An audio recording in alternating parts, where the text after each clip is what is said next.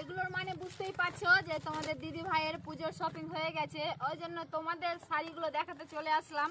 আর কার কার পুজোর শপিং হয়েছে অবশ্যই কমেন্ট করে জানাবে। আর এক্ষুনি দেখাচ্ছিলাম আর কি, আমাদের পাশে বৌমারা আছে, তারা ক্যামেরাতে আসতে চায় না, ওই জন্য নিয়ে আসলাম না। দেখো এই শাড়িটা নিয়েছি, দেখো আমাকে কেমন লাগবে একটু কমেন্ট করে অবশ্যই জানাও, ভালো লাগছে কি না। সবার পছন্দ তো এক না, তো নিয়েছি শাড়িটা, কেমন লাগলো অবশ্যই কমেন্ট করে জানাবে। আর এই শাড়িটাও নিয়েছি, তো কেমন লাগবে আমাকে কমেন্ট করে জানাবে। এই দুটো শাড়ি দেখলে কিন্তু আমার না বন্ধুরা, আমার দিদির, আমি গরিব মানুষ কোথায় পাবো।